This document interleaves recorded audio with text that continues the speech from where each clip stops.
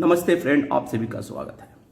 Friends, bank pensioner के बारे में कॉमरेड बसंत वानकुर्डे ने एक अपना डिटेल्ड राइट अप भेजा है, जिसमें उस बात को सही भी इंक्लूसिव किया है, जिसमें आपको याद होगा कि कोल्हापुर के केस कोर्ट कोल्हापुर में कुछ हमारे जो IBA और UB के पदाधिकारियों के अगेंस्ट सम्मन जारी हुआ था।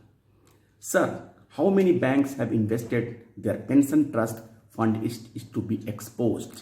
It is a very critical period I have exposed Bank of Baroda in my criminal petition.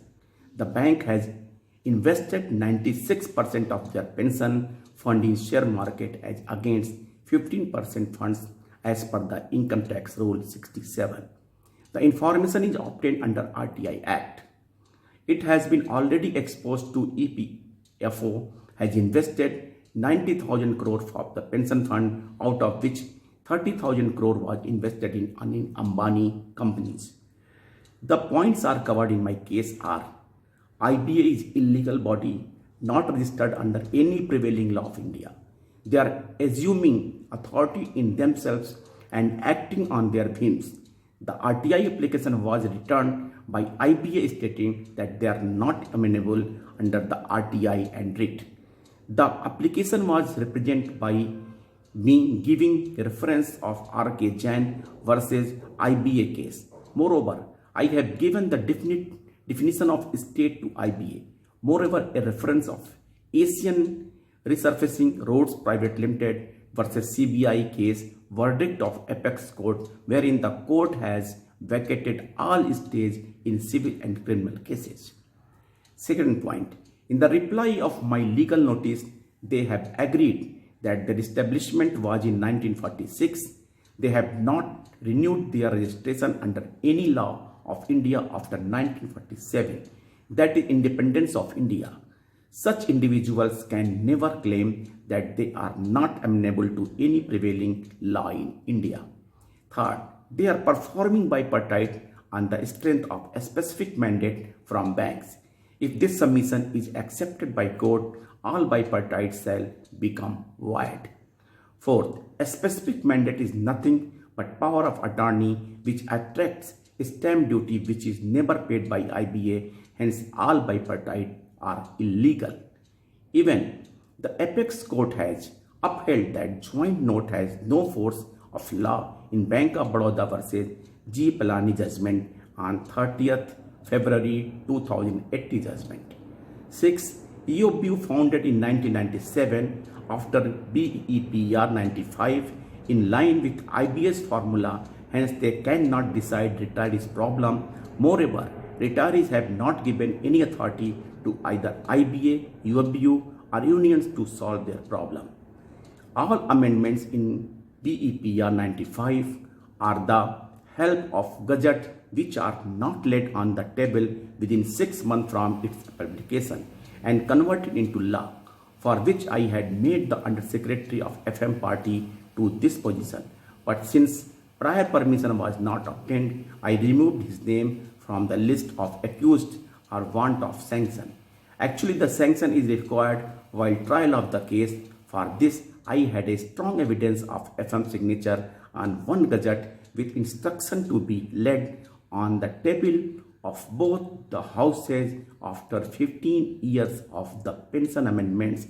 Just because the order was assured by the court, I removed the name of Undersecretary.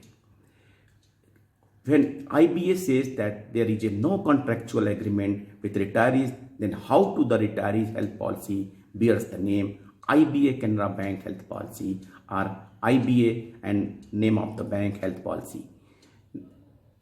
When the 9th, the pension fund is retiree of property as per Article 300A, we are the members of the trust, then how the trustees can take decision about the fund without our permission and deviate the fund? For this, I have presented one RTI reply from Bank of Baroda, which says that they have invested 96% of the fund in share market, whereas the Income Tax Rule 67 and even BEPR 95 says that only 15% of the fund can be invested in shares. Rest of the fund must be invested in post office and the government secured bonds. The pension trust fund has no representative from retirees, hence there should be somebody from the retirees as a representative on the trust fund to monitor the deviation of fund. The recent instance says that the SBI and LIC pension fund have been invested in Adani company's share and the funds to the tune of 78,000 crore and in the red zone. This is a strong cases of deviation of funds without retirees' permission. The accuser Srimati Usha Anand Subramaniam is charge sheeted twice by CBI in diamond dealer Nirav Modi scam of 14,000 crore. She was a chairman of IBA and PNB as well as was removed from both the chairs in 2018. Hence, I booked all the people, that is IBA, UFBU, all 9 unions, Canara Bank, Pension Trustee and Under Secretary under Organized Crime Petition. Makoka Court Pune had admitted the case. The court subsequently transferred to the Kolhapur where I had argued 1.5 hours before the judge, but when the order was being delayed, I had demanded the order immediately it was given against me. Then I appealed a Bombay High Court where, when the case was taken on board, I was in hospital, hence it was disposed. Now I have talked with my Supreme Court lawyer and he has assured me the admission and victory as well. The accused don't get bail of at least for 90 days in Makoka cases, hence I want to approach the apex court.